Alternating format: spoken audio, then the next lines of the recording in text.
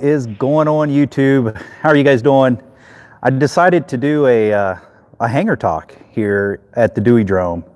I haven't had any like live broadcasts where I can just sit around and chat with you guys and let you guys comment, different things like that. So I have maybe about 25-30 minutes, and hopefully you guys can log in and see what's going on, ask whatever questions you have. I'm sitting here at my hangar.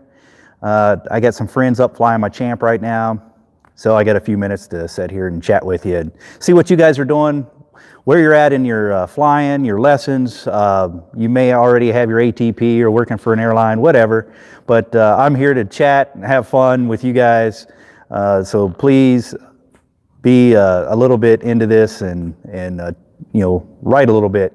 So how you doing, buddy? Someone just wrote, says I was just at his school. Today I went over to Springfield Middle School and Hayward and talked to a group of 7th and 8th graders about aviation and flying, and that was really good, very receptive. So pretty happy about that. But yeah, I've been busy, man. Angel, it's been good to see you, man.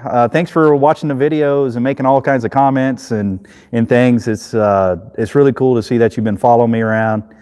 I really appreciate it. So I appreciate everybody. I have over 6,000 subscribers now, which it's quite awesome.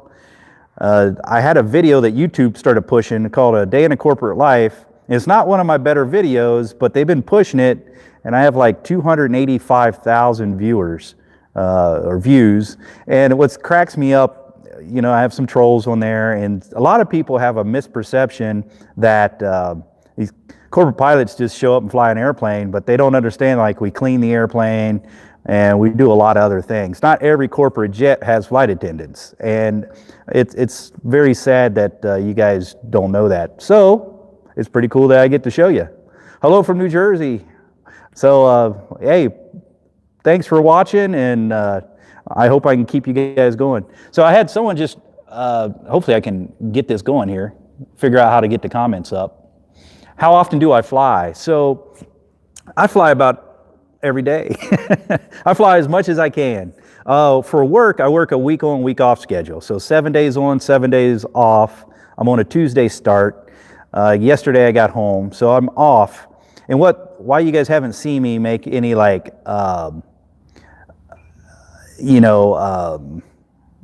corporate stuff is because I've been on vacation. I started vacation August 17th, and I started barnstorming my biplanes. You guys can see one of my biplanes behind me. So I started barnstorming, had a lot of events that I went to. I was off for vacation for 6 weeks. I had 2 vacations kind of back to back. So I was off like 3 weeks and 3 weeks, and that's kind of how our vacations kind of work. And then October 7th, I had to go to flight safety, recurrent training and everything. I did that. I did the sim. It was my loft cycle. Really cool.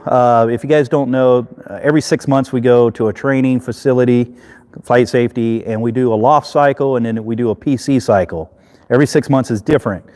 And so this one was the pretty easy one. It's a loft. It's very scenario-based, flying. It was very good. I enjoyed it. And then I came back. I was off for like 10 days, and then I went back out for a week. I got back yesterday, like I said.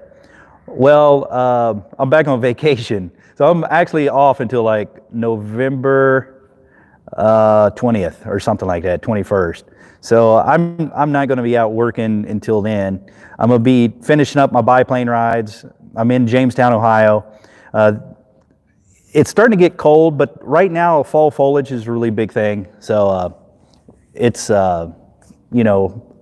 it's kind of one of my busy seasons. I'm going to try to do another weekend or two of fall foliage stuff, and then I'm pretty much done for the season. I've flown a lot of people this year, well over 1,000 people in my biplanes. Someone else, let me see what the other question was. 2 things, what flight schools did you go to, and any advice for high school students trying to get into aviation? Man, yeah, I can answer these. If you guys watch one of my latest videos, it said where I learned how to fly. I learned how to fly at Red Stewart. I went to a little small airport. It's a Part 61 training. I learned in a J3 Cub. Did my training there. Once I soloed the Cub, did a little bit of solo flight. Then I went in a Cessna 150. After the 150, I got my license in 1994, right out of high school. Joshua, it's good seeing you. Thanks for being here. And thanks for saying it's a nice biplane. I'm really proud of it. This is 1929 Travel Air 4000. And I actually have my new Standard. It's parked out in the front here. And then my Champ is up flying. And I also have a Peyton pole, but it's not here right now. So I learned under a Part 61 school, Waynesville or Red Stewart Airfield. You guys can look them up. You can watch my video. It's pretty cool. If you guys are in the Ohio area, a lot of people from like Michigan, Pennsylvania, Pittsburgh area, they'll drive down here because you can rent a Cub or a Champ, a Taylor Craft. They have a Stearman that you can rent. It's a very unique mom and pop place to fly. Grass strip, I think it's like 3,700 feet. They still fly skydivers and stuff out of there, so it's really, really cool. So I learned there, got my license. Once I got out of high school, I actually got my real estate license, and I started selling real estate, and I told my parents I wanted to go to a flight school. So just right up the road, Clinton County Aviation, or Clinton County Airport, they had a flight school called H&L Aero. Howard and Lori Knock owned it. And I went there and got my instrument, commercial, multi-commercial under Part 141. It took me about 10 months, okay? At that time, I was kind of working at McDonald's, doing some real estate, going to a community college, different things like that. But, you know, it was really a great experience because it was kind of very fast-paced. And if you guys know you want to do this for a career, I kind of would recommend Part 141 because it's very regimented on your training. They have syllabus. If you have a little bit less time, you know, maybe once or twice a week to learn how to fly, you go under Part 61. And Part 61 is like you go to a mom and pop or a county airport and you meet your instructor and you fly whenever is available for you. Part 141 is, I went every day, 5 days a week, and then I started working at the airport, so I was mowing grass, washing the airplanes. I ferried some of the airplanes to get maintenance done. But I flew every day and sometimes twice a day, and that's how I was able to get a lot of my flight time really quick for my check rides, my instrument and my commercial and my multi-commercial and things like that. Now I got my CFI years later, and I'll tell you about that. After I got my commercial, I started flying skydivers, which I'll do a video about that. I'll take you guys over to Skydive Greene County so you can meet Jim West, the guy I flew for. Started flying Beech 18s. You know, I was 21 years old, 130 pounds soaking wet, flying this big old Beech 18. Some of my neighbors driving by there. But Jim allowed me to build my experience, him and Paul Faird. So I started flying the Beeches, Twin Otters, and Casas, and I was all over the country. Man, I flew Navy SEALs with them. I did some experimental drops with Ted Strong, dropping four-wheelers and ATVs, you know, different ATVs out of the back of a Casa. I flew at a lot of boogies, which are big skydive facilities, okay? And that's kind of how I built up my time initially, and that was 4 years I did that. But I think for like a student in high school, you know, I mowed a lot of grass. I probably had 7 or 8 yards, so I did work. I had a job doing that, and then, you know, eventually I started working at Pizza Hut, and then McDonald's. I was doing real estate. And when I went to my 141 school, you know, back then, you guys probably won't believe it, but I got my instrument, commercial, multi-commercial for less than 11,000 bucks, okay? Now it's probably like 60, I guess. I don't know. Some of these schools are really expensive. So it's a financial thing. I would recommend if you're in high school, go to a county airport, local airport, and see if you could be a line guy, okay? Mowing grass, washing airplanes.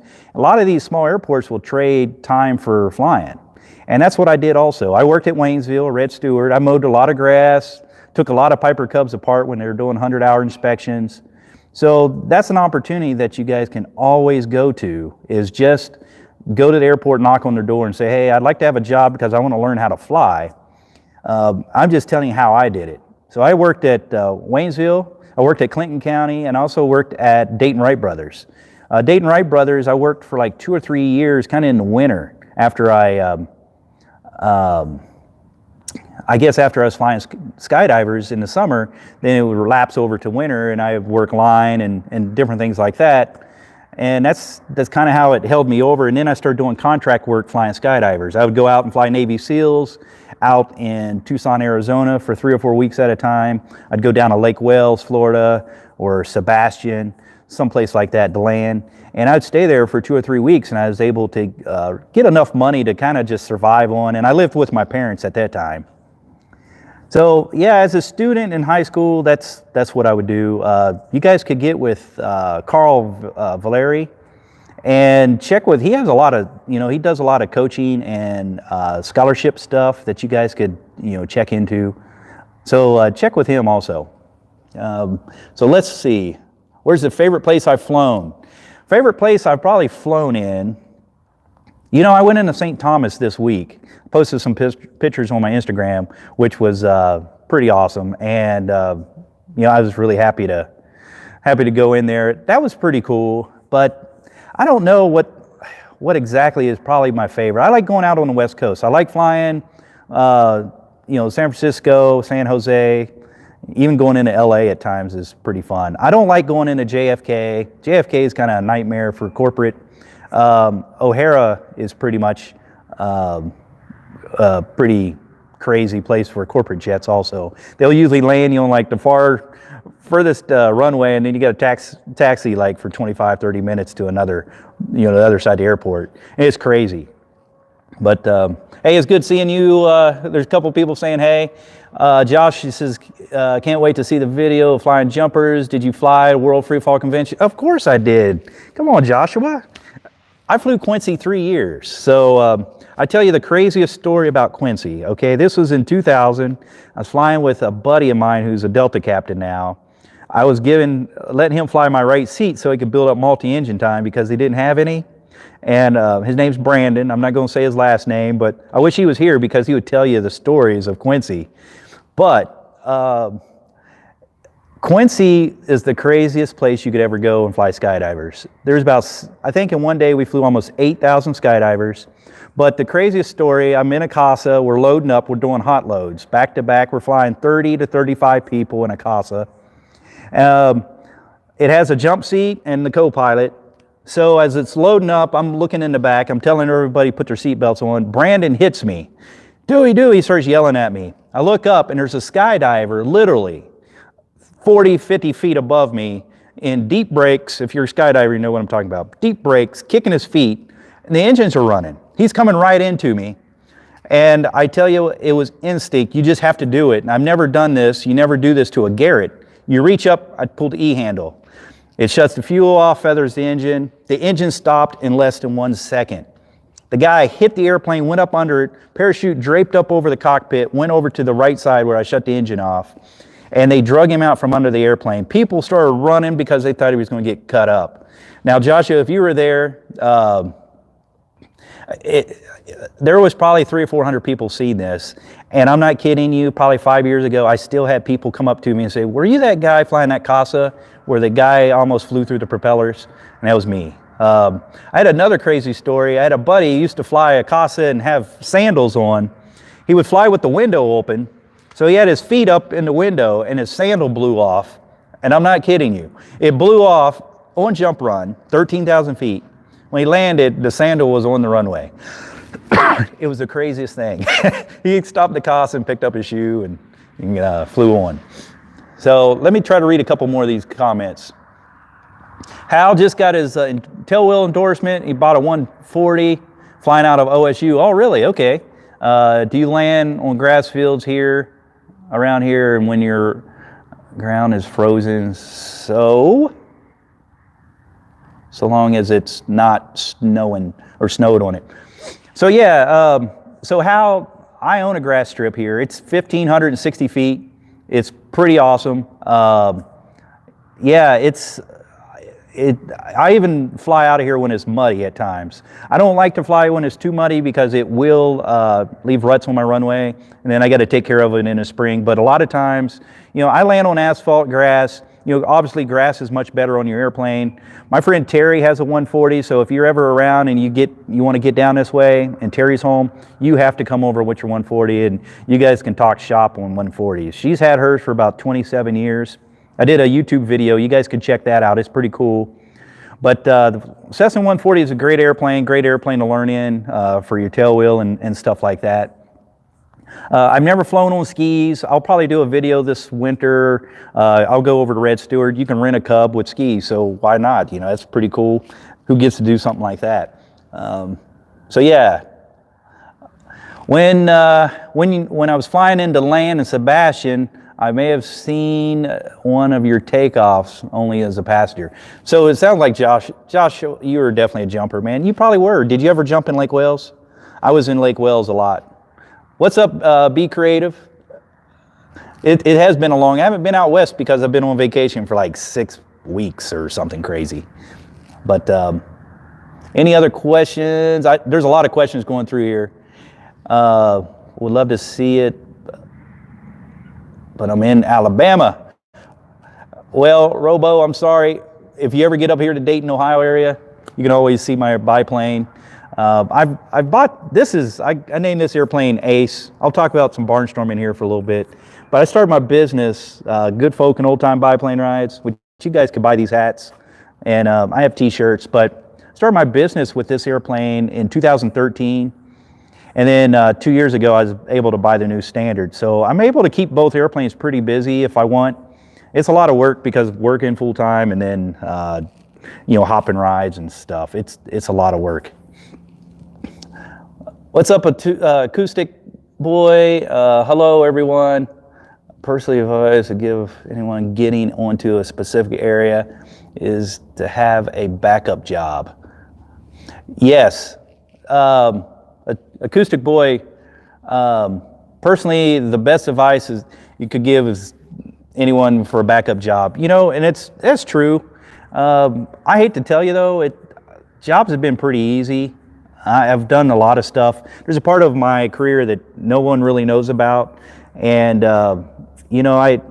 just this week I've had 2 job offers. So right now with the market of aviation, there is opportunity and for about anybody. So young or old, I can get you a job probably tomorrow if you had the flight time. Just USA Jet or something like that where I was there almost 8 years. So Hal, get with me sometime, okay? I really mean that. I call them kids, they're 20-some years old, but they're up flying my Champ right now. I told them to go back up, but I have a Ronca 7 AC, and they're up there flying around right now. Cool stuff, as always. I appreciate it. Appreciate you guys watching the stuff. Biker Bro, what's up with you? Lake Wales. Well, I stopped jumping or flying jumpers. I have 81 skydives myself and a couple thousand hours flying jumpers, but I quit flying jumpers in 2000. I flew the world record attempts in Chicago at Roger Nelson's place. That was my last big boogie. So, never flown in Skydive Arizona, but I have worked with Skydive Arizona pilots. Actually, I have a picture from one of the Arizona pilots. I would love to maybe show that on social media, and if anyone would know him, I'd love to get in contact with him. We were flying the world record attempts, the 300-way attempts at Chicago, and he was flying a Twin Otter, and that was in 2000. So it's been over 18 years since I've seen him. Angel, you want to know about the historical vehicle here? So that's a 1930 AA Ford.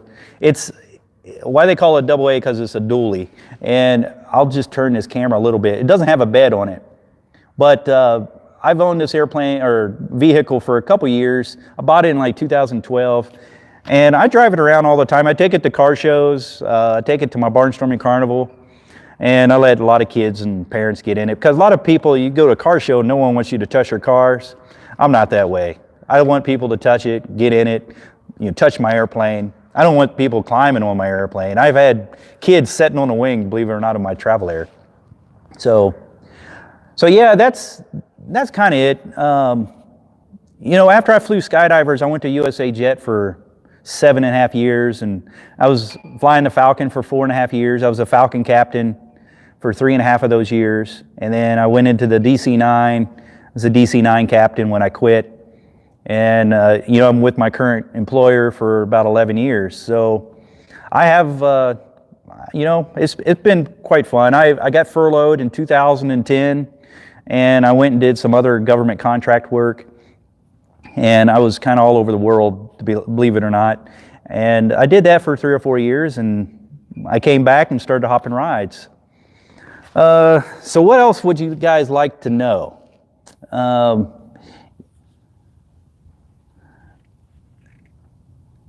Joshua, you've been jumping all over. He's the one that's really writing a lot. Greetings from Slovakia, Europe. When have I flown outside the United States? I've been to Dubai, I've been to Egypt, I've been to Spain, Greece. I've been all over the islands. I was in St. Martin like 5 days ago. We'll go down into the Virgin Islands and Bahamas all the time. I've been to Costa Rica, all over Mexico. Mexico City, Toluca, Hermosillo, Saltillo, Monterrey, kind of all over the place like that. I haven't been over to Europe too much. I've been to Germany, I guess. I've been to Ireland, Enniskillen, Northern Ireland. I flew in a model airplane competition there in 2007.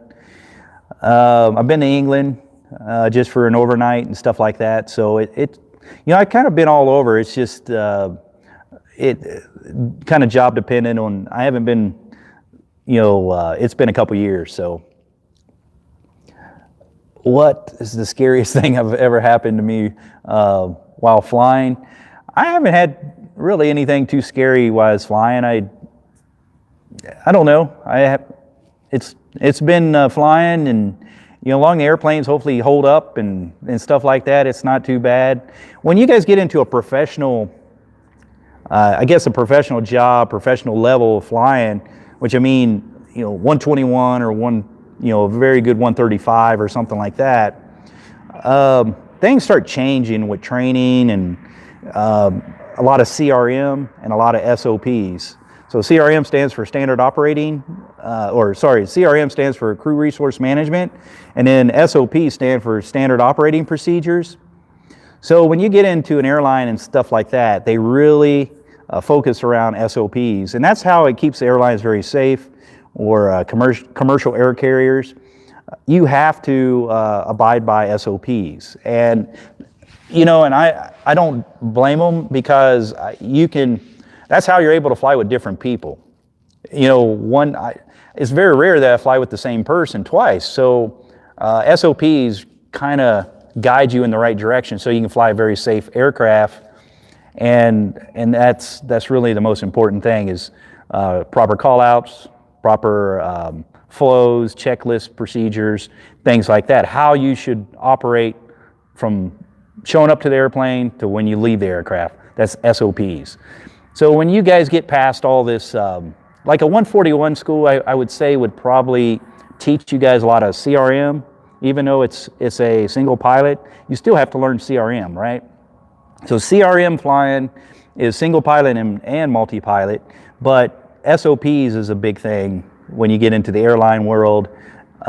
It's quite fun. So I enjoy it. Let's see. I've never been old Rhinebeck Angel. I hope to be. My friend Andrew that flies with me, if you guys ever catch some of my videos with Andrew flying the antique airplanes, he grew up on Rhinebeck.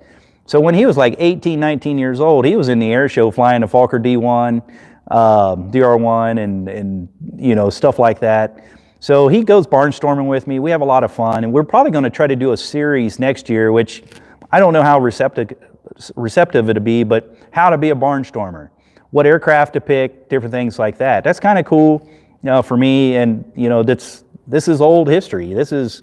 You guys probably haven't seen, but I've been in the Smithsonian Air and Space magazine. I was on the cover of General Aviation News. Inc. magazine wrote a really cool article, and just over and over and over. And pretty soon, you guys will see an article in AOPA about me. So That should come out here fairly soon. Don't give up commercial. What is your recommendations on the continued flight training to get for my commercial? So if you're, who was that? Sorry. Greg. So Greg, what do you have your private and stuff like that? You know, just, you got to keep working. Keep working. I know it's expensive. Looks like my champ's coming in. He's on base. But anyway, you got to keep working. If you can do a 141 school, go and do that. Here, hopefully the camera doesn't fall or anything. You guys you can watch this here. There's my new standard, but you can see the champ right there. Should we rate his landing?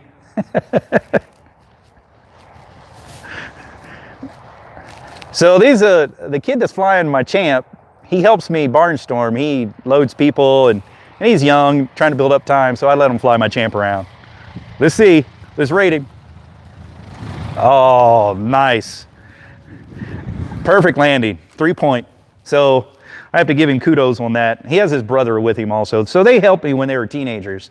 And I have this champ that when I was a teenager, a farmer used to let me fly it for free. And I kind of try to do the same thing. I kind of pay it forward. So there's kids and stuff that show a little bit of motivation. I go ahead and let them come and fly the champ every once in a while. So Greg, back to your commercial question. You got to just keep working on it. Try to build up your flight time. You know, in my opinion, it's almost cheaper to go buy your own airplane. Maybe get 1 or 2 friends. Go buy a Cherokee 140 or a Cessna 172 or 150. You guys can fly the heck out of that thing, very cheap. Once you get your private, you need to get, Part 61, you got to have 250 hours. Just go buy one for 25 grand, go fly the heck out of it, and when you're done, you sell it for 25 grand. That's what I recommend to most people.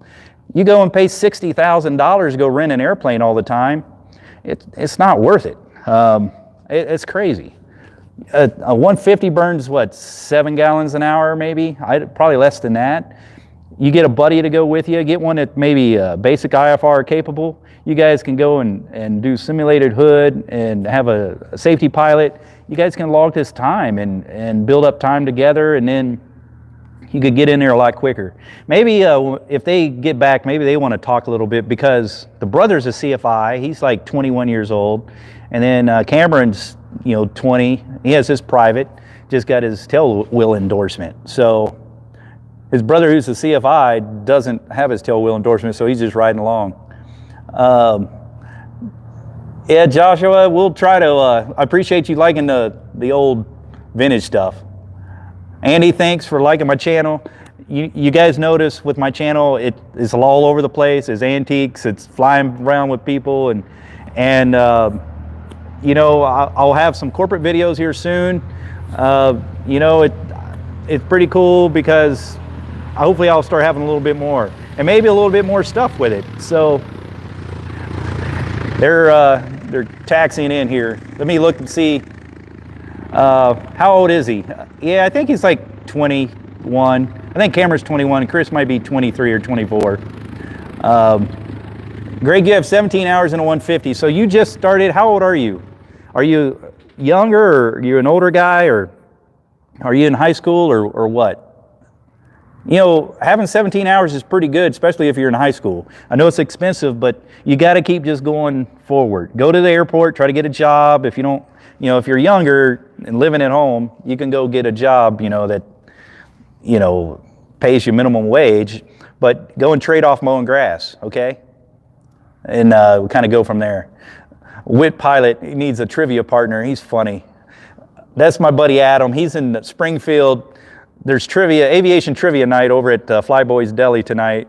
So I will have to get over there later and go from there.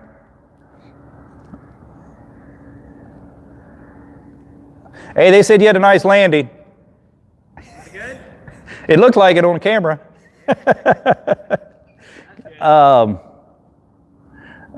Can I talk about recovering an airplane from unusual attitudes? So, Stanley, that's something you just kind of learn. If you're in a champ or a 150, they're going to teach you that when you're a student pilot. And you know, when you guys are learning how to fly, it's not about flying instruments. I would love to fly with you guys, to be honest with you, because I cover up every instrument in the airplane and make you fly it around. And the main thing is that unusual attitudes and stuff like that, you have your senses, right? You can smell things, you can hear things, you can see things, and you have G-forces. Well, when you're doing unusual attitudes, one thing you're going to feel is G-forces, and you're going to hear. If you're going like down, picking up airspeed, you're going to get all kinds of crazy wind noise. If you're stalling an airplane, you're not going to hear wind noise. And then it's seat of the pants flying. You're going to feel buffeting. If you're in the airplane, you're going to feel the airplane start shaking because the angle of attack, the air over the wings is separating from the wing and causing a burble and causing rough air to hit the wings and causing the aircraft to actually shake. And you will feel that. And that's kind of how unusual attitudes, if you're upside down or something like that, pretty much you're going to start hearing that the airplane is going to be going faster than it should be. So you know you're going down, and then you have an attitude indicator. You know, if you're in IMC. If you're in, VFR, one thing, you shouldn't be in the clouds. So you should never, ever, ever be in the clouds, upside down if you're strictly a private pilot. So that's, I don't know, if you haven't started training, or if you are, your instructor will get you to that. They'll start doing spin training, I hope. You know, when I learned, we did spins and different things like that. And it kind of makes it fun. Chris, you want to come on here? Sure. You can. Let me see. I'm 31, living here, never had a lesson, realistically could still have a career as a pilot. I have a mic on, actually. There's a wire back there, and I'll plug. It's on that table. Go grab it, you'll see it, and we can plug it in. But so if you're in the UK, oh yeah, Andy, you can still have a career. The UK is a lot different than what I would know with regs, but under Part 121 regs and things like that, you have to retire when you're 65 years old. But under 135 regs, go grab a chair, and then I'll put Cameron on here eventually. So under 135, there's no retirement age. So you could be 70, 80 years old flying charter, right? I hope I'm not working at no 70 or 80, just because you got to live life, man. And if you call working your tail off living life, I don't know about that. So I'd say the best thing is, go get your ratings, spend your money, maybe come and marry an American so you can get U.S. citizenship, and then you can get an airline job real easy. So, there you go. Yeah, what's up, man? You can put that on. Yeah. I'll blow your guys' ears out. And Cameron, then you're going to be next. So, interview. Hey, this is Chris, and Chris is from Marysville. He just went for a ride with his brother because he doesn't have his tailwheel endorsement. But he is what? I am just a flight instructor. It's what I do these days. After I graduated from college, I quit my day job and decided I wanted to pursue an aviation career, and just building flight time. So it's awesome. It's an amazing career. So how old are you? I'm 23. Go to Ohio State or something like that? For business, not for aviation. I did all my training See that? privately in Part 61 schools. You hear that? He did Part 61. He goes to college and he's not doing an aviation degree because he has a backup plan. Yeah, So, and that's my that's my recommendation. Robo says, hey. Hey, Robo. And ice cream man, yes. What do I like, Cameron? You like pizza and ice cream. Pizza and ice Pizza cream. and ice cream. Yep. That's a barnstormer diet. So how did I end up meeting you? Man, we met through barnstorming. You were giving rides out at the balloon festival in Marysville, and That year you helped me, and we've built a relationship, a friendship, and he's a little bit older than his brother, but his brother, has helped me for 3 or 4 years now. oh yeah. So what's your total time up to now? I'm just shy of 1,000 at the moment. Yeah. So you hear at different stages throughout your training, you're like, oh yeah, when you're hitting 1,000, you'll look back and you bet at 500 hours you knew nothing. And I hear when you get 1,500, you look back at 1,000, you're like, I knew nothing when I had 1,000. So it just keeps going. So you're always learning. Well, I was telling you guys, I got my CFI, I had 1,000 hours before I got it. So what happened, I end up, I was flying skydivers, I was flying old Beech 18s and Twin Otters and stuff at that time. I went down to the casino in Indiana, and my buddy, my best friend, he was broke. He had $25 left, and I already was up about 150 bucks. And I says, hey, once you put that 25 on, we're playing poker, no, blackjack. I says, put it down. I'm gonna put 25 down, and we got a blackjack. All right? So I said, well, let's just keep it in there and let it ride. He did. We hit 10 times in a row, right? We started pulling off after we got maybe about 100 bucks. He built $100 up. So in 15 minutes, I had $1,680, one shoe. I lost a $300 hand, and I walked out of that place. That's the way to do it. I walked out with 1,680 bucks total. The guy that did my private instrument commercial check ride, I went to him. His name is Jim Walden. If you live in the Dayton area, you know Jim Walden. He's like 90 years old now, great guy. I said, Jim, I don't have a lot of money, but can I get my CFI for 800 bucks? He said, well, we could probably work on that.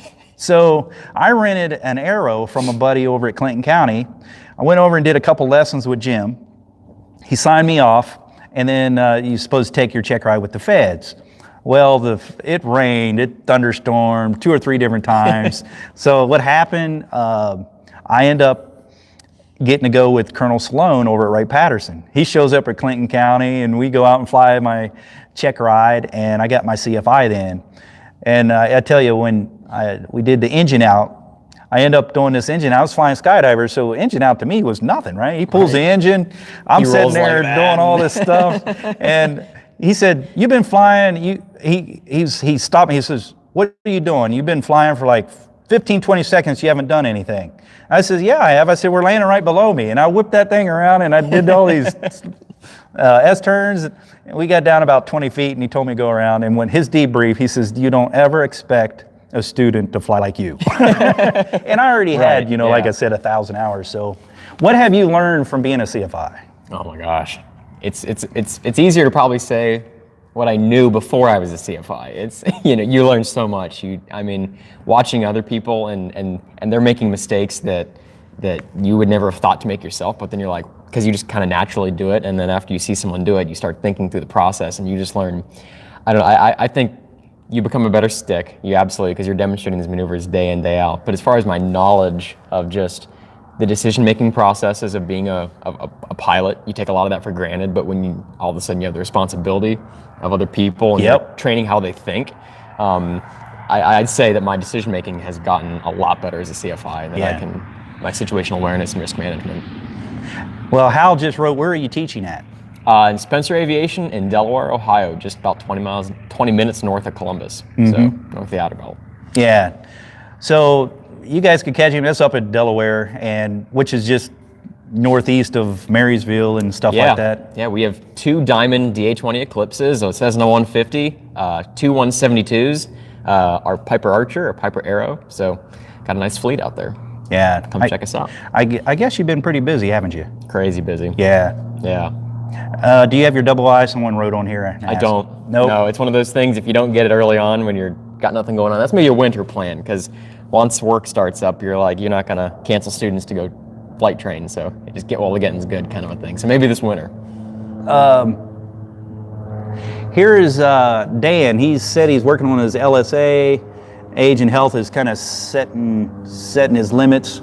So that's all right, man. You could do LSA, light sport stuff, and that's the sports pilots. I don't know if you guys heard about it. It's not released, not finalized, but they're saying that light sport is going to change. They're going to up the gross weight possibly 3 times. It's like 3,500 pounds. Yes. Light sport, which is ridiculous. The light sport, I believe the same light sport regs. Yeah. 20 hours, and you're restricted to where you can go if you don't have endorsements and stuff like that. So that part of it doesn't change. Yeah, I heard through the grapevine and in some forums and stuff, but they're saying possibly 3,500 pounds or 3,600 pounds, something like that, close approximately, and up to 150 miles an hour. So that almost opens you up to about any airplane that's single engine. Yeah. Heck, you can fly my new standard then. There you go. Yeah, you still can't do IFR. So if you want to really travel, you probably should be a private pilot. But yeah. Well, Hal is out of Ohio State. He bought Okay. a 140. He just got his tail wheel. Nice. Yeah, we used to fly out of Marysville, Union County, but the plane we were flying had maintenance issues, so all my people are over at Delaware. Hey, there you go. All right. We lost 2/3 of our viewership, but All right, we're back. If you guys are still there, I don't know.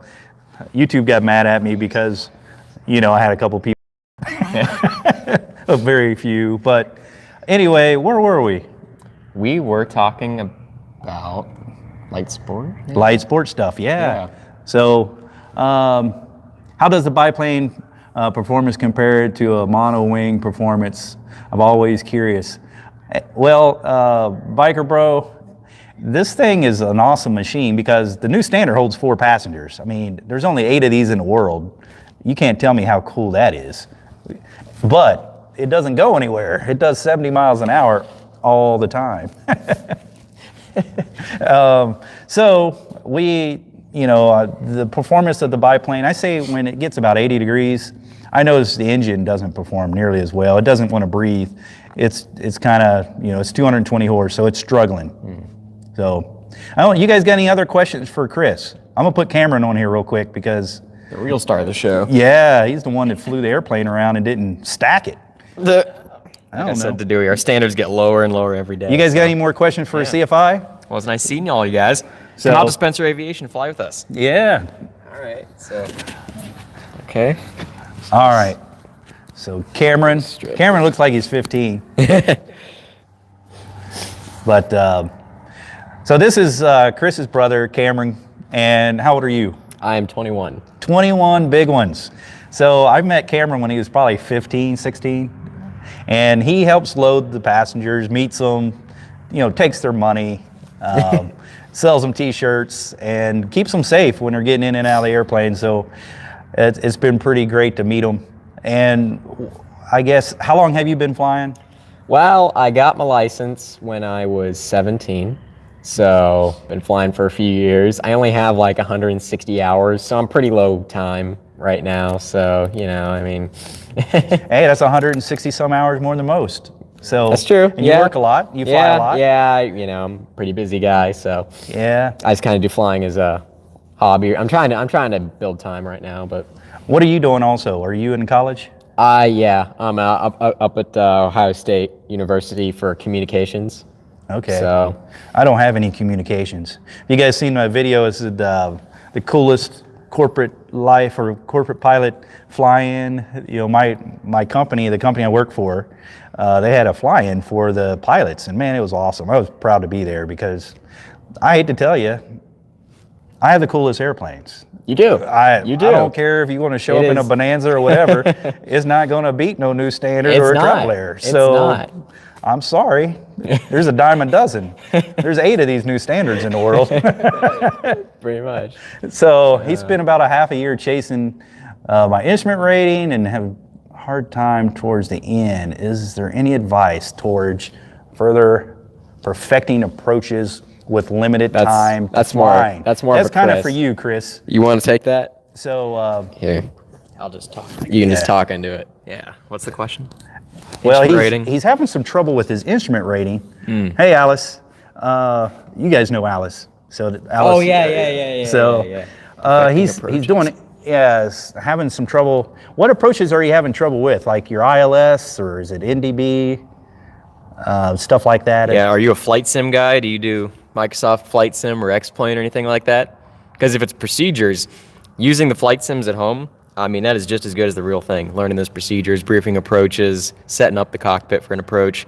It won't feel the same, but procedurally, yeah. You can go down to minimums and all that stuff. And You guys heard me talk earlier. It's about crew resource management, CRM. It's single pilot CRM. You guys got to learn how to set up the cockpit. And one thing about flying, you can never be where the airplane is. You have to be a few steps ahead of it. Where is it going? What is it doing? Okay? If you don't know where it's going and what it's doing, pretty much you might be in the ground. So if you're flying an instrument, you got to always anticipate where it's going, what it's doing. And that's kind of what I always try to be a couple steps ahead. Flying these biplanes, man, I'm 100 miles ahead of it because it's so slow. It only does 75 miles an hour. But when you're in that jet doing 550 knots, you better know where you're going and what it's doing. All right. He's a tad bit slow with the aircraft during most of my approaches, and I do not use microphones. He does. Yeah. Oh, he does? Okay. So you're getting slow on your approaches as speed-wise?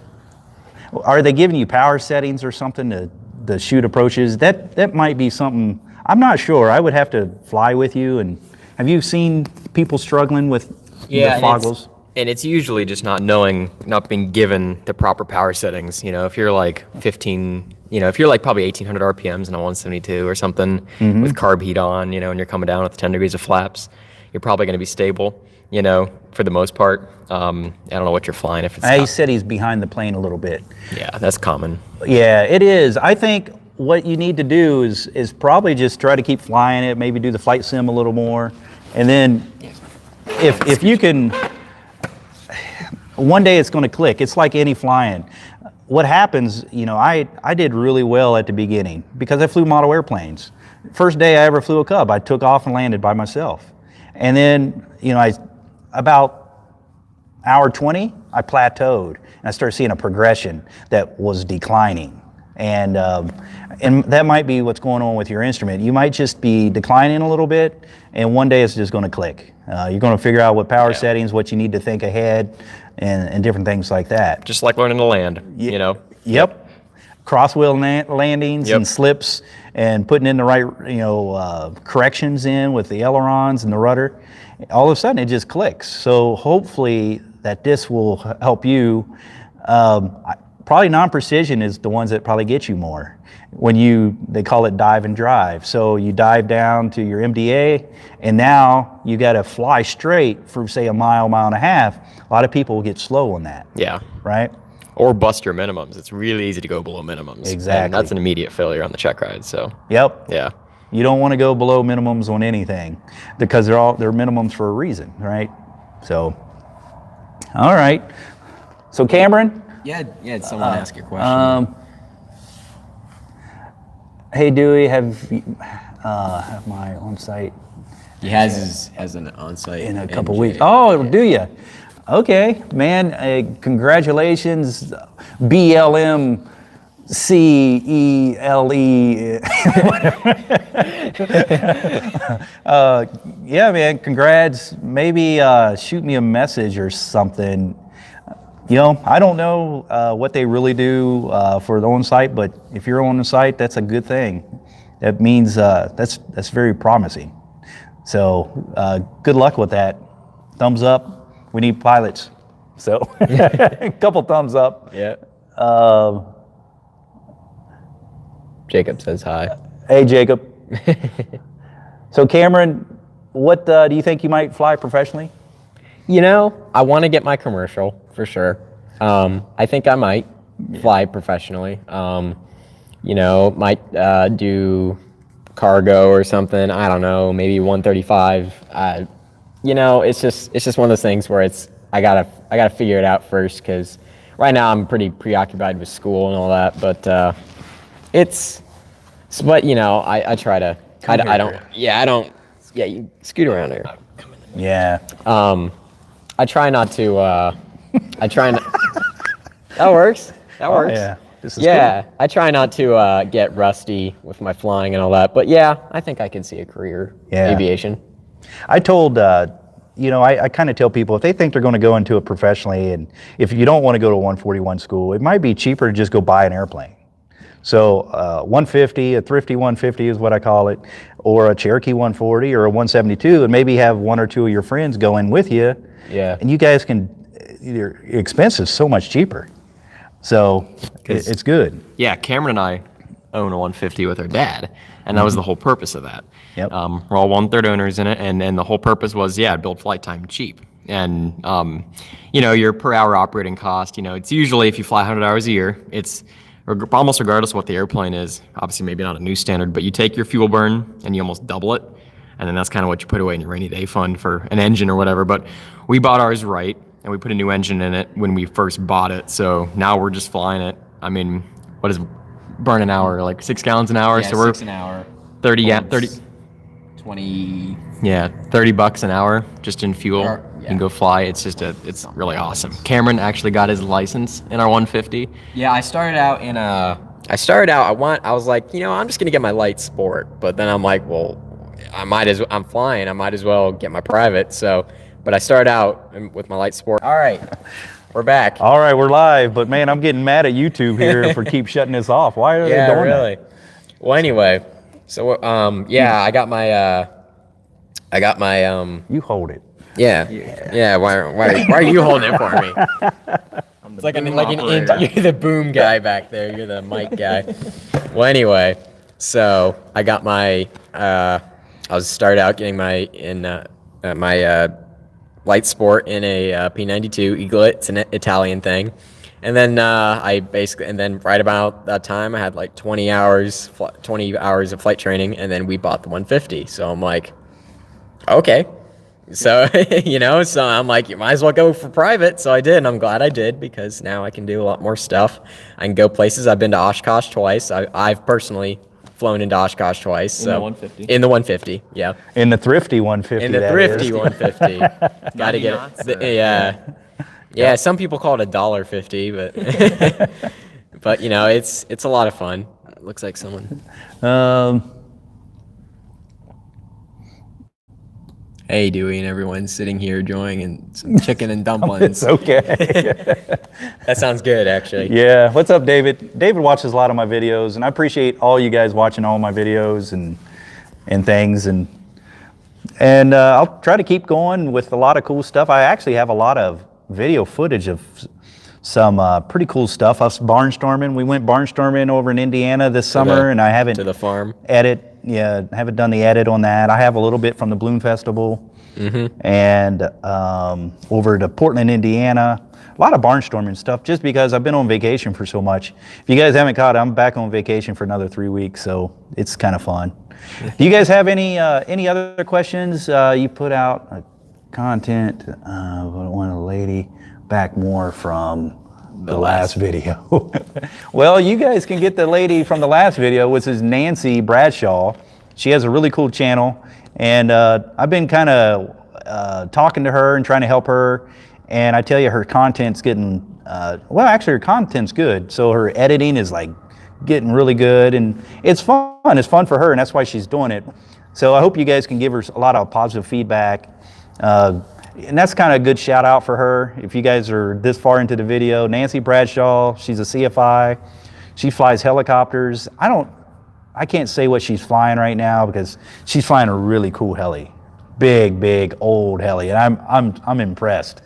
But she works and does this in a pretty cool, actually, if you follow her on Instagram, she has a picture of it on there. If you guys do that, you'll see what she's flying for her age. But she's a aeronautical engineer. She worked for the military, flying, or working with F-35s and F-16s and stuff like that. But yeah, check out Nancy's stuff. There's some other people I like to watch. Obviously Trent Palmer, Pilot to Pilot. I've been watching or listening to some of his stuff. He works for the same company I work for. And just last week, I found out about him. Some people were asking, like, hey, do you know so-and-so? And I was like, no. And next thing, I had an Instagram post or a like, and I looked him up, and man, he has a very good podcast. If you guys are looking to listen to some good stuff, do that. Someone asked a question. Okay, here's another question. Have you guys noticed a lack of instructors? I would say yes. We're a lack of pilots total. Yeah. It's unbelievable. Yeah, we have a huge influx of students. Personally, in the peak summer, I had like 20 students individually, which is really unheard of. I mean, he flew from like 8 a.m. to like 8 p.m., I was getting like in the mid 90s hours a month, and that was as much as I could stand to do. So more instructors would definitely be welcome. So yeah, it's a good way to build time. Says, great job. Talk to you on the phone when you take time to work. La la la. Met you. Awesome flying. Well, thanks, MZ. It's great meeting you, and hopefully I get to meet you again. So I meet so many people, sometimes I end up forgetting, especially when you got an alias name of MZ. I don't know. But yeah, there's a shortage of instructors, pilots, everything. I don't know the statistics, but I know like Delta is supposed to have like 50% of their pilots are supposed to retire here in the next 10 years. FedEx is giving bonuses to their oldest pilots who are about to keep them from retiring. They're like, please don't leave. They're like, I'm begging you, So they don't want anybody to leave. So they're giving them like $40,000 bonuses. So yeah. So it looks like one guy, Miguel, he switched from Part 141 to Part 61 because they couldn't find instructors to go through the 141 training. Yeah, that's the problem. Like, so a lot of people, the younger guys, obviously, don't want to build their flight time up and move out to the regionals because that's what they want to do. And so I would recommend probably trying to find an older instructor, because they aren't going to leave. But that's the problem, trying to find an older instructor. Where do you live at? Are you around here in Ohio? Do you live around Ohio, Miguel?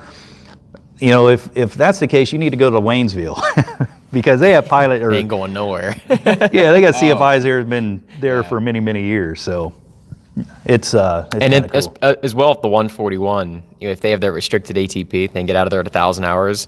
I mean, with the 61 guys like me, I'll be there for a good 8 months more than my counterparts, just because of the 1,500-hour time requirement. So here's Victor. He has his ATPL. He's in the university. He's flying Pipers and Cessnas and Zeniths, Zilins. Any advice for his ATPL students? It's out of my wheelhouse there. Yeah, is that European, Victor? What's the ATPL? Is that like a restricted kind of thing? Probably. Yeah. So you just got to keep building time, flight instruct, fly skydivers if you can. Can you go plug that light in, that extension cord? And then aerial mapping. If I ever meet up with my buddy Joe, Shot by Joe on Instagram, he's doing aerial mapping, picking up a lot of flight time. And you guys could do something like that. Find a aerial mapping place. He's doing like 50 hours a month, easy. Actually, no, that's a week. 40 hours a week. I believe it. He was flying. Yeah. So that's one way you can build up a lot of flight time. Yeah, as an instructor, you work for your hours. You really do. I mean, he's from a 2-hour block, and you're flying 1 hour in there, and you're doing that 5 times a day. It gets exhausting. So, yeah, not for everybody. So Victor's from Europe. Okay, Miguel. So you said all the instructors are actually booked up. Man, where are you at? Are you down in Florida or something where there's instructors all over the place? So, yeah, I'm just trying to read ATP, the highest level. Okay, so an ATPL is pretty much an ATP. So you just got to build up your flight time. I mean, back when I was learning, I had different regs. So I got my ATP when I got my Falcon type rating, my captain upgrade. But when I went to USA Jet, I already had over 3,000 hours. It wasn't a problem. I also had a commercial type rating flying a Casa 212. And, I was a captain in that for 2 years. So I built up a lot of time that way. But now you guys have to get this 1,500 hours to get it. And then you got to go to all these special schools and things like that to kind of teach you, what did I tell you earlier, CRM and SOPs, really how to work with other people, which is probably a good thing. I don't know if you should have to go to some expensive course like they make everyone go to, but a lot of these regionals are paying for that kind of stuff right now. Yeah, like my girlfriend got her ATP, CTP done as just part of the signing bonus for the airlines. So they're taking care of all that these days. So Joshua wants to know for flying jumpers and building suggestion for containing fragrance. He's looking for a good deodorant. For the fear. Cabin full of skydivers. Hey man, when it comes to building turbine multi-engine tail wheel time, who cares what it smells like? Open a vent or something. That's right, man. Most of those jump planes have a lot of holes in them anyway. So, Massachusetts, there's many schools. Okay, Bridgewater. 6 instructors and 9 Man, sessions. more planes than instructors. It sounds like you need to go somewhere else, Miguel. Unfortunately, I would probably switch to Part 61 and or go buy your own airplane and build up flight time and then take your commercial and stuff all together. I think I did my commercial single and multi the same day, my check rides. I did like my commercial instrument multi, and I landed, went out in the aero and did like, only thing I had to do was the single engine or the single like maneuvers, the chandelles and things like that. So it was pretty easy after I took it all the same day. So yeah, I don't know. They don't have the resources for the demand, that's right. I would say when you get 9 airplanes and 6 instructors, that's like, Chris, how many instructors you guys have? We have probably about 5 full-time guys who do it throughout the whole week, and then we've got probably 9 or 10 total who do like weekends and evenings. So you're really busy, aren't you? Yeah. Yeah. I forget how many hours he said when he got a CFI in May or June. I had 500 hours, so I've gotten close to 500 hours in however many months this is. In 6 months. So it's crazy. So he's doing almost 100 hours a month. Part 61. Okay. What's the red vehicle? We kind of talked about that, David. That's a 1930 AA Ford. It's a Ford Model A, really, but it's a dually. It's a 1-ton dually. I don't have a bed on it, so I drive it around. I had a live video and it broke down we had to tow it in from the road like last year. Sorry, came in late. No problem. You can go watch it again. I could use the viewer count. Anything else you guys want to chat about? Or we have been talking a long time, so we probably should get ready to cut it a little bit short. But this is Cameron and Chris. They're brothers. Their parents support them a lot. We're here at the Dewey Drome. You guys can follow me on Instagram. You can catch my YouTube stuff. If you haven't, send links to your buddies and stuff like that. But, I have a lot of antique videos and things like that. And I'll try to give you a little bit of advice on your flying. And, I kind of wish you guys are a little bit maybe closer around here. I can maybe help you out because I have a lot of friends with CFIs and learning how to fly and different things like that. So, any dogs at Dewey Drome? I don't have any dogs. Not yet. We used to have Tui running around here, which was my ex-girlfriend's dog. And Victor asked a question. Did you fly over Chillicothe Sunday? I did not. I was supposed to go to Chillicothe, Jackson, Ohio, to do biplane rides like 2 weeks ago, but it was like 25, 30 knot winds, and that isn't fun for biplane rides. So,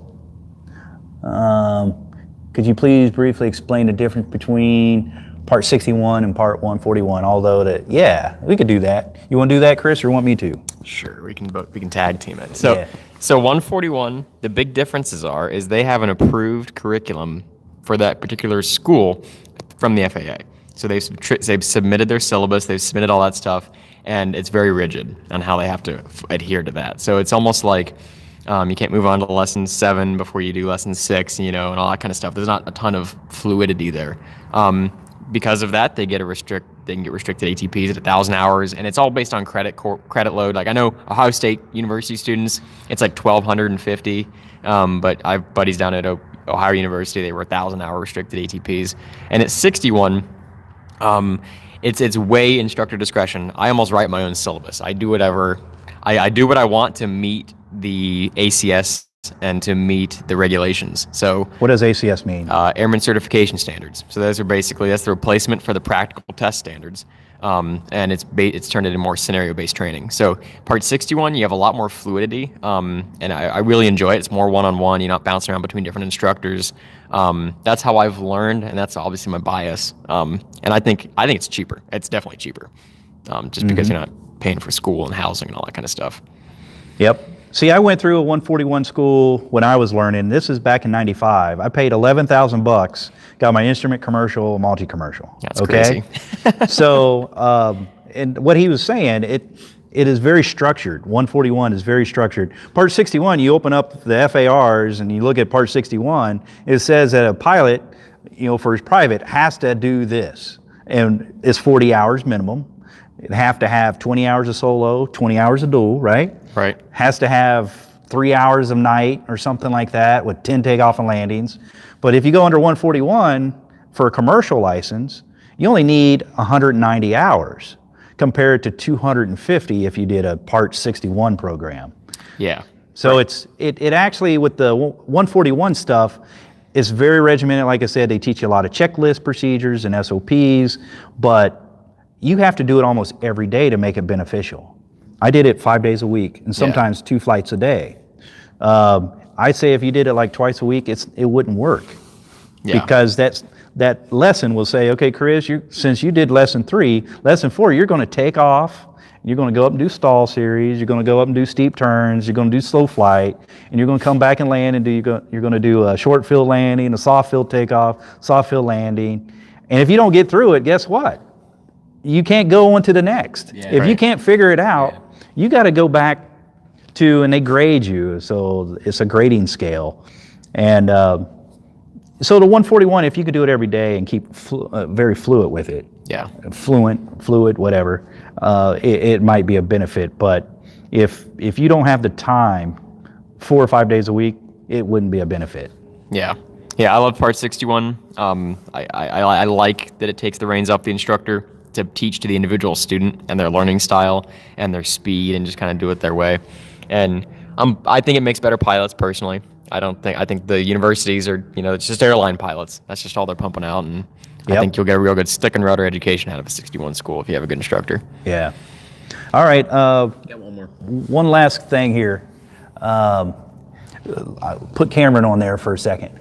What do you think about the backcountry aviation and High Sierra? I like it. That's my type of flying. Sounds really dangerous. Yeah. I'm over here just like landing in a riverbed. It's like, what? Yep. So, I mean, grassroots flying and is about the same, but I'm just telling you guys, you just have to learn your airplanes. If you guys actually watch or listen to Pilot to Pilot and go to Corey Robbins' podcast, first time I ever listened to him, man, he's very good and he talks about it. You have to know your airplane. I fly a lot. These biplanes here, I'm flying 30 flights a day. I do 30 takeoff and landings on asphalt and out of grass, out of cornfields. So you have to know your airplane, and that's seat of the pants flying for what I do. So yeah, I like the back. That's my type of flying. I don't know if I want to be dealing with mountains and stuff because that stuff could hurt. Now you look out here. This is a beautiful scenery. Let me turn this around. I think this would work. Look at this runway. It's flat. There's nothing out there. I can land across the road. Yeah, really. I can land across the other road. So it's a very safe environment here. And I don't like flying around a lot of trees either. Engines quit. Yeah, we were flying today. We took off, and then Dewey pulled the power back, and he's like, "Your engine quit. What do you do?" And I'm like, "Put it down the field, I guess." And he's like, "Yep." And I'm like, "Because we were too low to make it back to the airport." So, So Dewey said, "When in doubt, put it down the field. Won't hurt it." So that's right. So a couple last questions with Cameron. So Cameron just got his tailwheel endorsement. Where did you do that at? I did that at Waynesville, Red Stewart Airfield. It's about like, what did you say, like 15 miles-ish? Yep. That way. Yeah. That way. That way. That way. Back that way. So it's over there. He's been flying, what, you learned in the Cub. I did. So he came over and started flying the Champ a little bit. I like the Champ a lot. Yeah. I do. I had soloed him, and then he took his brother up. So do you like flying tailwheel? I do, yeah. It's you got to get used to it, obviously, because a lot of the stuff that I did for 150, it's kind of hard to break certain habits when you're flying the 150 when you transfer over to a tailwheel and stuff like that. Mm-hmm. And I noticed my first lesson, because I commuted by flying the 150 over down to Red Stewart. That's how I got to my lessons from my flight instruction. And then on my way back, after my first lesson, I was coming into land. I felt myself like using the rudders like crazy. I'm like in a 150, and I'm probably zigzagging down the runway like this. And I'm like, oh man, sorry, I'm in a 150, not a Cub, But yeah, but it's a lot of fun. I think everybody should get their tailwheel just because it makes them a better pilot, Yep. And I got a lot to learn. I'm very low tailwheel time, but yep. I gotta learn. You gotta learn. You know, Practice makes perfect. listen to Corey Robbins. He made really good sense because he said, you know, there's not, you know, there's this perception like you're a better, you know, I'm the aviation god because I have my tail wheel. It's not the case. But the tail wheel actually just teaches you, it does make you a better pilot because you're able to feel things a little differently, okay? You're still going to learn in a 150 or a Cherokee, but when you get into that Champ or Cub, it's really going to allow you to actually experience flight control differences and things like that. You start becoming one with the airplane a Yep. lot more in a tail wheel than you would in a tricycle gear, I feel like. So don't think, you know, because someone says, well, you know, yeah, I got over 1,000 hours flying tail draggers, but you know what? Someone that has 500 hours in a 150, it doesn't mean that, you know, they can't fly an airplane. I put you in my Champ right now, a lesson or two, you'll be shooting landings. Yeah, they'd be doing fine. Yep. Yeah, it's not hard. It's not hard at all, and you know, I love teaching tail wheel because when it does click, and then they're happy. It makes you excited. It's almost like you solo again, okay? Oh yeah, when I soloed in the Champ, I'm like, whoa, this is awesome, you know? And I'm like, you know, but. Well, we're going to get Chris. I'm going to check him out here. I'll start training him up and get him. And so I just wanted to see what your experience was with the tail wheel and what you thought about it. And it's a lot of fun. I think all pilots should try it. Yeah. You know, it's. Yep. Yep. I'm listening. Miguel, I'm sitting here trying to read yours. That sounds good. You got to build up a network. I talked to these kids today, junior high kids. Every job I've ever received is because of friends I know. It's not what I know, it's who I know. And you always have to treat people with a lot of respect, okay? When you treat people good and with respect, they pay you back. And that's why I have this. I mean, I've worked hard. I've worked very, very hard, but these young kids here, they've helped me, and guess what? They get to come and fly an airplane for free. So I like that. I'll have some more, please. And why I do that, if you guys, you know, I haven't said anything publicly, but a guy that used to hang out here all the time, an older guy, he's in maybe a couple of my videos, Eldon, he was 86 years old, but he passed away about 2.5 weeks ago. He was like my grandfather. So he owned this Champ that I own. And I started flying that when I was 20 years old, and he would let me fly it for free anytime. Eldon's not this wealthy guy. He lived in the same house down the road here for like 58 years. But he always had this Champ, and he would let me fly it. He'd pay for all the gas. I'd show up, you know, I'd call him and say, hey, I'd like to fly today. He'd be at the airport in the hangar, where he paid $25 a month for hangar rent. He'd have the windows washed and fuel in it. I go fly it around as long as I want, and then I land and put it away. So I try to do kind of the same thing, okay? That's why Cameron's here. He's helped me, so I help him. And that's what we all have to do. There's a lot of pilots that make tons of money and do all this stuff, and all they can do is complain about not living well, but they never want to help anybody. So you got to end up paying it forward. And I tell you what, I try to help as much as I can. That's my little beef. Yeah. So anyway. Thank you, Dewey. Yeah. I appreciate that. Yeah. But anyway, we're going to call it quits. It's way too long. They need to go home. These are school kids. They got to go to school tomorrow morning. Yeah. I'm on vacation for another 20 days. So. No, you're good. I am. I'm really good. Sleep in tomorrow. Yeah. So, hey, everyone that left comments, yeah, Victor, I'm not going to answer your question now, but thank you for watching. Maybe I should jot down any stories for ATC. Yeah, I always get stories, but I don't get to Lexington too much, David, but I'm only a 2.5 hour drive. Maybe I'll come down and do some biplane rides someday. So anyway, in closing, thanks for watching. Whoever's been here longer than 2 or 3 minutes, that's a blessing, right? So, hey, we will do this more often. I think this is really cool, and I think for them showing up in the Champ it is really good because now you guys get to ask questions to a CFI. You get to really meet other people that fly.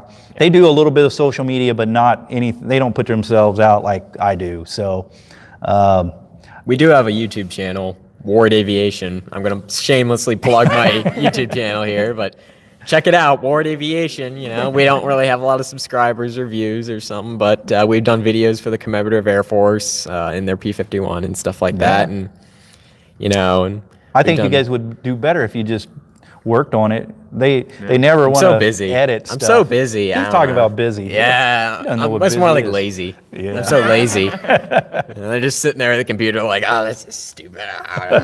And that's why he has more subscribers than we do. So, Yeah. Well, like I said, thank you guys. Share the post with your friends. Tell everyone about it. You will see me in the AOPA magazine here shortly under the turbine pilot section. And it's kind of cool. I haven't seen the article yet, but they contacted me because a YouTuber contacted them and said, hey, you need to talk to me. And, cool.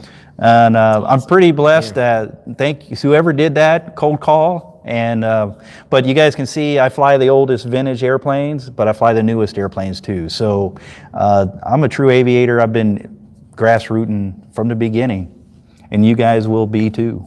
Yeah, pay it forward. There you go. All right. Hey, thanks so much. See you guys. Miguel, thank you. David, Robo, who else?